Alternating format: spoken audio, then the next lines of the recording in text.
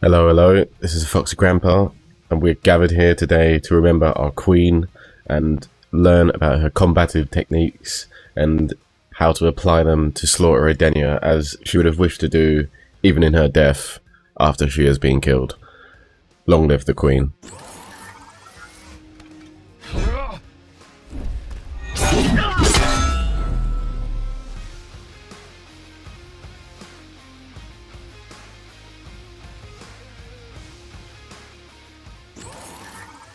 Alright, before we start, be sure to subscribe to DashFight for more character guides from the nastiest players of those characters, and check out their website for all things FGC. Alright, and stick around to the end of the video to see which character guides coming next. Okay, thank you, let's do this.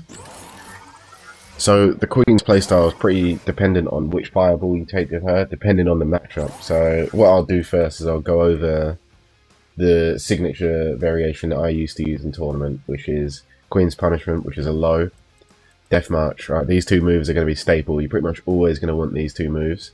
And then for the third move, you're going to have either Dragon Stance or anything, because it's not really about the third move. It's more about which fireball you have. If you don't equip anything, you have a regular fireball. And if you do equip the Dragon Stance, you have the stance fireballs.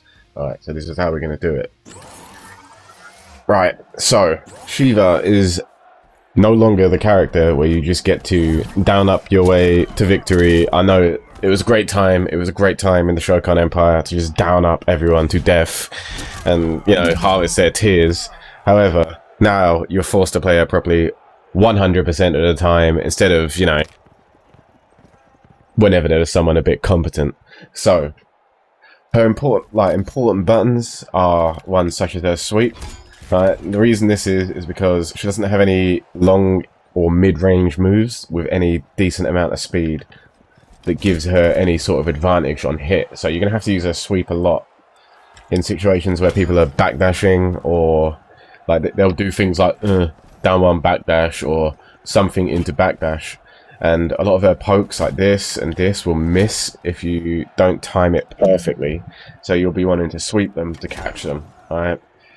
And then, let's say the sweep connects. This is when you can start using her other normals, like back 1-2-2, Outworld Warrior at the top, or back 2-1-1-2.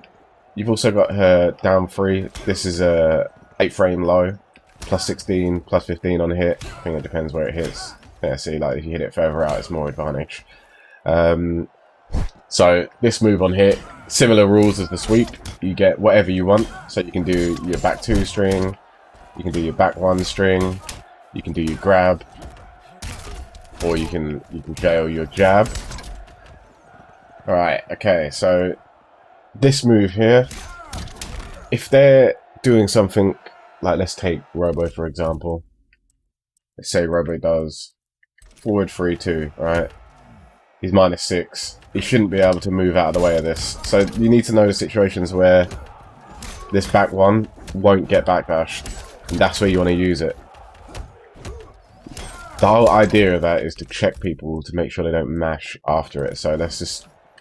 I'll use Robo's example again. Forward 3-2. Let's say they try and mash down 1. We'll time that a bit better. Forward 3-2. Mash down 1.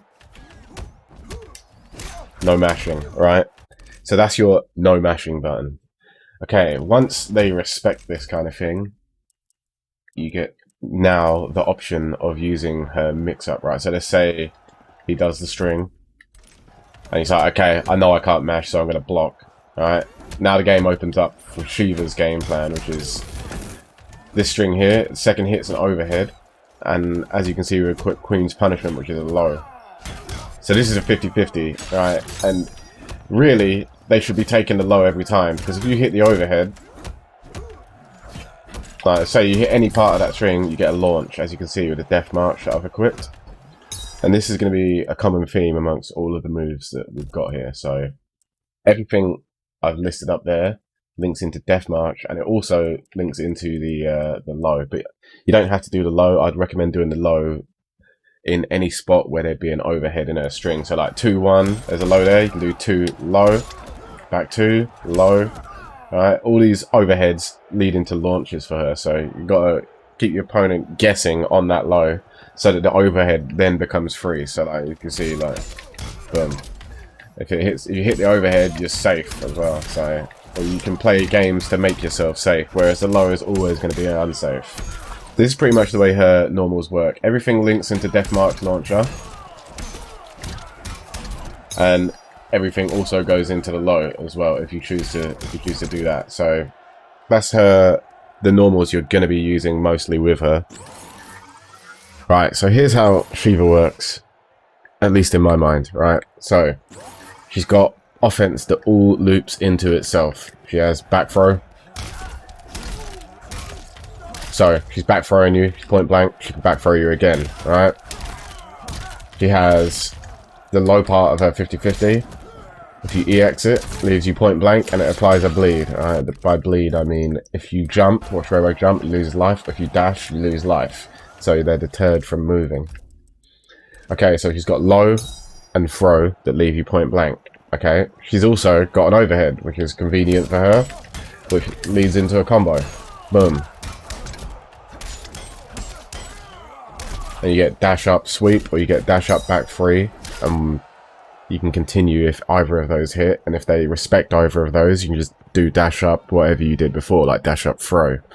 So you've got all of those options to keep yourself on top of them, and on top of that, when you actually land a hit, and if they have a breakaway and decide to use it, you have the threat of her back forward 4, which is an armor break. You're always pretty much going to do 40% minimum. So the whole thing is about keeping them in this loop. Back throws, overhead lows, and then playing, are you going to break? Oh, you broke. Don't break. Alright, so I'll also show you, you can do this armor breaker off of pretty much anything as well. Like, so you count the amount of hits her combo does, and then like you can guess a number between whatever number the first hit is and whatever number the last hit is, and just stick a back forward 4 and anything in between that, and you can armor break it. Right, I'll show you what I mean. Alright, let me just get her to do. Alright, so that's 2 hits. That's the second hit. So like, say if they're like, okay, I'm not going to break on the first hit, I'm going to break on the second hit. You get armor broken. Okay, what about on the third hit? This is probably the most common spot people break on. Oh, hold on, I'm mashing. Yeah, boom, armor broken. And if you spend the crush and blow, you see what happens. Minimum 40%. Alright, so this is how her offense works. You just loop them with the lows, you loop them with the throws, and then when they finally get hit, you threaten the armor break, and then you just go in, do all the same thing again until they either block correctly or they're dead, pretty much. Right, so all I've shown you there is technically a risk, because they could just say, I'm going to block low, I'm going to duck the throw, whatever. But she never has to take that risk. Alright, so let's say we're playing this variation with the dragon stance, which is this. Every arm counts for 1 button. As you can see, I press 3, 4, they're the bottom arms, 1, 2, they're the top arms. And if one of the fireballs hits, you can combo into the rest of the fireballs. Alright, this is how the stance works. But, so say you're playing against someone that's blocking your back too low and you're just getting chewed up for it. Well, you have this option with this variation. You can do back 2 into the fireballs, right? They can't escape. There's no poking out of this, and it's 22% free if it hits. So that's your safe overhead you can do. This string here is safe on block at -2. And if you really want to play an ugly little game here, this final hit of the string is -6, where they flawless block it. But you could also do that if you think they're going to flawless block it, and then it messes up their timing. So if you ever manage to get the stance out on block, they're going to be pushed back, and you're basically safe. No one's punishing from that distance. Okay, right. Since you're going to be doing back to fireballs on block, you're going to end up in a range where she doesn't want to be throwing out normals because she's not going to reach. They're probably going to reach before you, other than your sweep. So what you need to do is learn how to get this game going against whatever their projectile game is. So like, Robo just gets to shoot her. Robo's a bad matchup for Sheeva. You can't really count him. But say you're playing against like Sub-Zero or someone with a slower projectile, you can normally block their projectile from a range like this and then reversal stance. So the idea is you block their 2%, 1% projectile and you throw back nearly 7% worth of projectiles. And then once you've got this game going, because you can throw the fireball whenever you want and at different angles, they're going to be sitting there waiting for all four.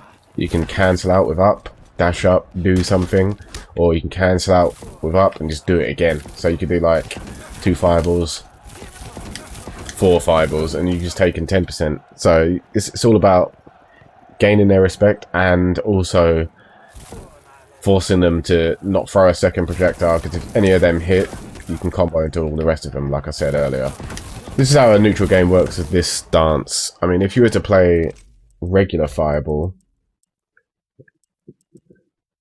like this, then the game is a bit different. So as long as you're not against a character like Robocop who goes underneath your projectiles, this fireball is one of the best in the game for sure. It's 7% on hit, it's fast, EX is a mid, kind of hard for people to keep track of, especially if they're closer. And this fireball also makes her safe on everything. So it's just like the way I was showing you about, like, you can do back 2 into stance, you can do back 2 1-1 into EX fireball. It's gapless, safe 50-50 there. This gapless pushes back on block as well. So it's only -1 from there. If they block it, she's plus. You can just spam these out. It's a lot of damage to take, and it will make them walk into you, which is a perk for her. She doesn't really want to be chasing if she can force you to come to her. So that's the strength of her fireball and this variation, like the regular fireball. Her neutral game, once you've got this fireball going on, it is going to be, you're going to be throwing fireball. They're eventually going to walk in, and you can just dash up, grab. You can, if they're trying to duck the fireball, you got your overhead here, or you sweep. Pretty basic. You're going to be playing a basic game to get them into your blender, like I spoke about earlier.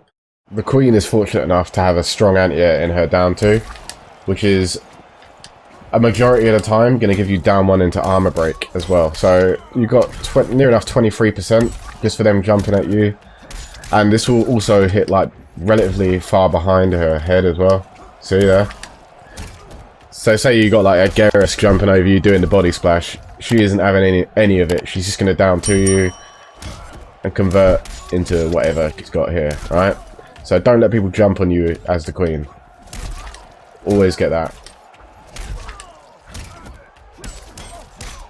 Another thing she has for anti-air that is a bit more, it's more contextual, because I think the Queen is actually really good against Jackie Briggs, because or Cabal or someone like that, right? So say they're leaping, this completely stops that game.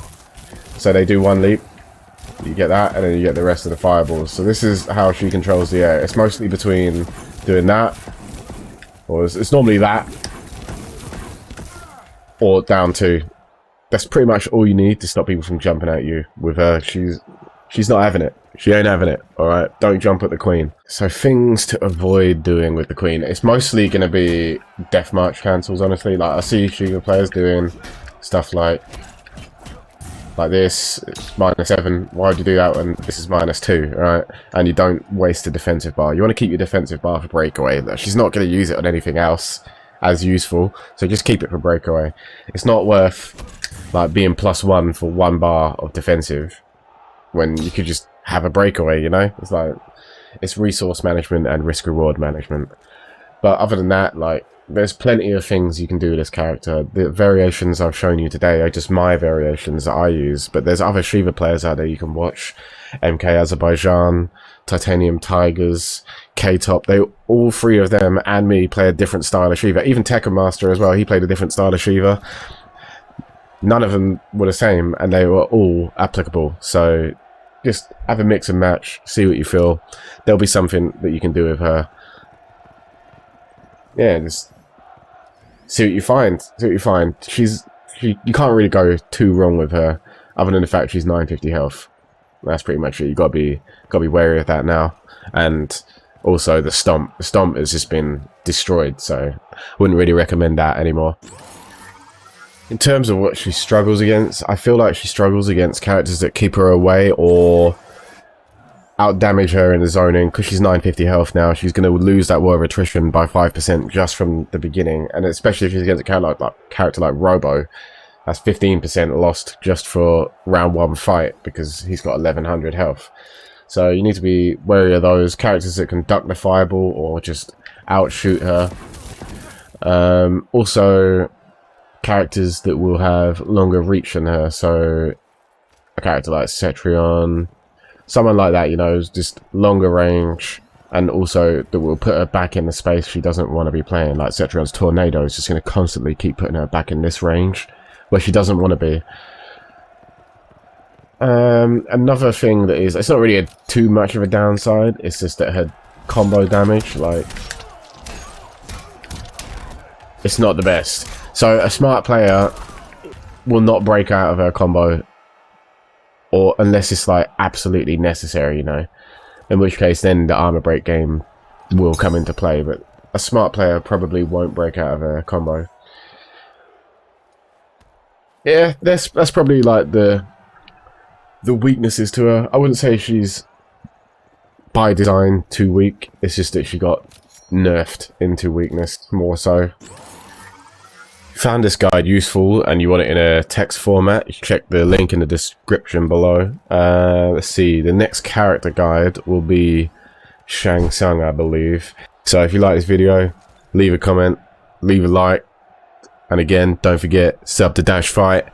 Thank you for watching, and hail to the Queen, long live the Queen, for the Shokan. Alright, see you guys next time. Take care.